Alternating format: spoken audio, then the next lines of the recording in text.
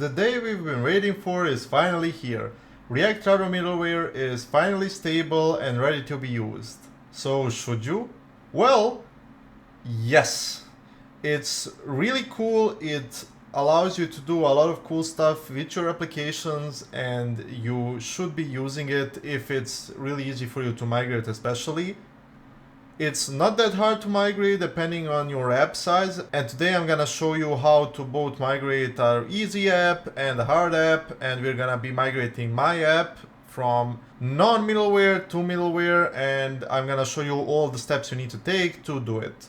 So if you're wondering about the reasons why you should migrate or not, well, the biggest benefit you get is you can run middleware before and after each loader, action, and stuff like that. You can protect your routes in one place. For example, if you have a dashboard, you can create a dashboard authentication middleware and protect your whole dashboard from a single place instead of every loader like we did before. And there are a lot of other benefits that are kind of niche but important, like the fact that you don't have to rely on a custom server for middleware.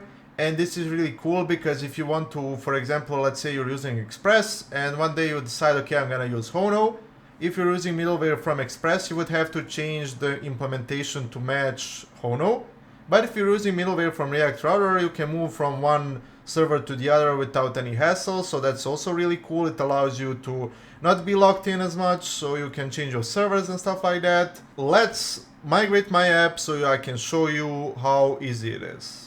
Alright, so this is Forge42's base stack, and this is usually the template I use for all my videos. I really love the base stack because it's simple, it gives you a lot of infrastructure for free, and you don't really have to set it up all yourself. And a quick disclaimer, I made this stack, and this is what we use internally for all our projects, so check it out.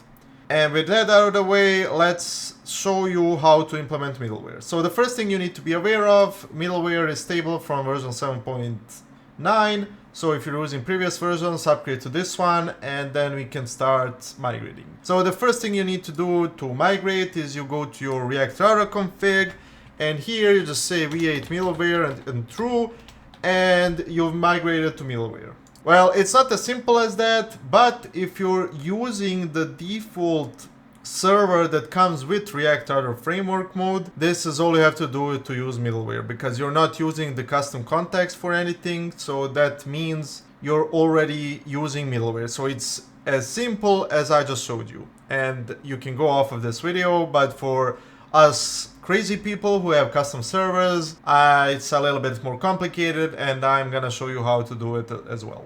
So if I go to my root.tsx, you can see if I save this and if I run it, you can see that I get a bunch of errors, and you can also see that this now is complaining. So if I stop this and clear the console, so why does this happen? Well, the lang and the client don't come from this context anymore, that's a naked object, but now it is a map that gives you a get and a set. So a get is used to retrieve a value from context, and you're never gonna guess what set is for. If you guess that it's for setting values, you're pretty much spot on, and you're probably a magician.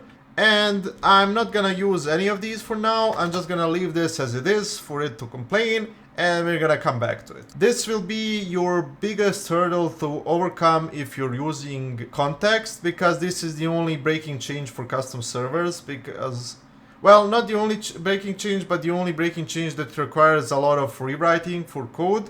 So let me show you what you need to do. So first, let's go to the file that defines the get app context, and or rather getLoadContext. And if you're using a custom server, you already know what it is. So this used to return a naked object, and it will return the properties you want. Well, that's not the case anymore. So what you need to do is you're gonna change this to be something else, like get app context. And what we are gonna do is we're gonna export const get load context. It's gonna be the same signature as it was before, so C context. And I'm using Hono for my dev server, so the C is the context that Hono provides.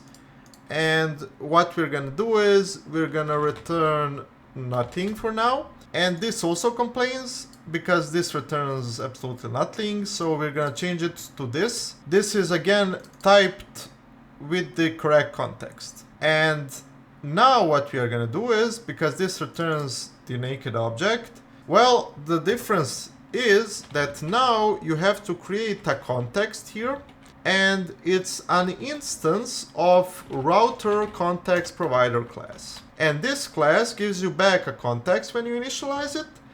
And now what you can do is you can now get the global object, that's the naked object that's returned by the get app context here. And we're gonna do global .tsx is get app context. And now we need to await this, and we pass it the C here.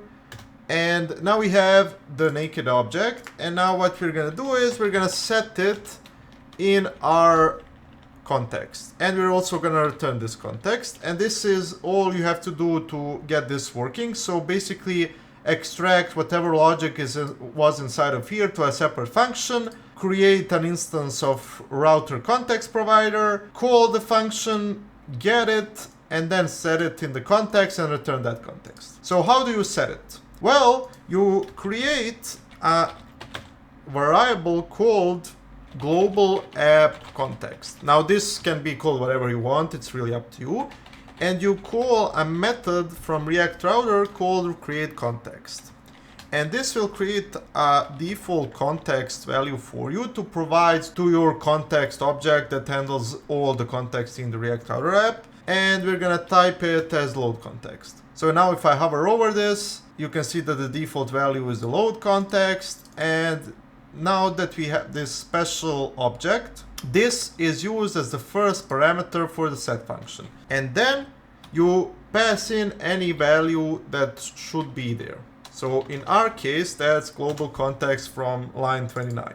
And what this does is it sets this value inside of this object, and it makes it type safe. So now that we have that in place, we are going to go to our entry server now. So now that we changed all of this, this won't return the upload context anymore.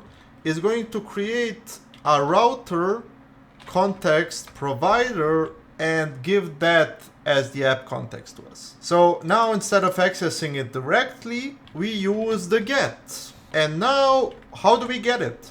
Well, if I go back to the context file and go to the global app context, if I export this and then import it inside of here, you can see that this doesn't complain anymore.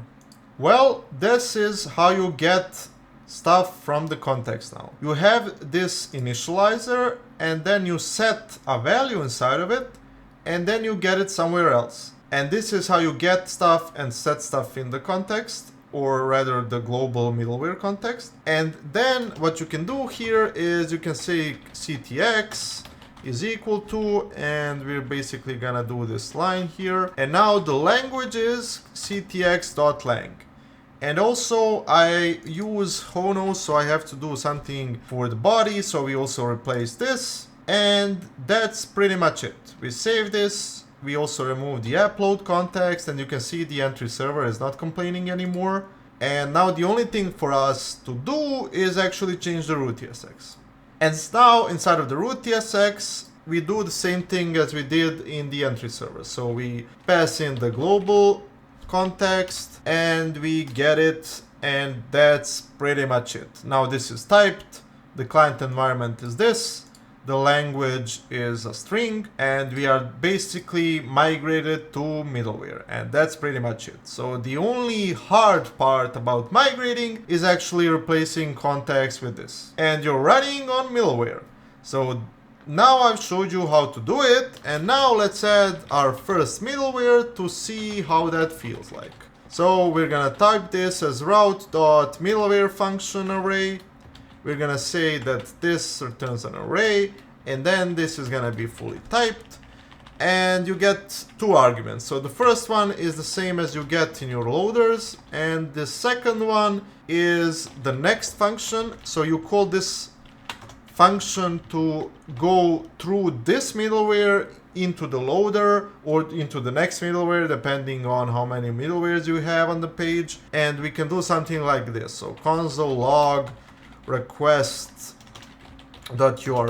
We're gonna say const response is equal to await next. And we're also gonna make this async.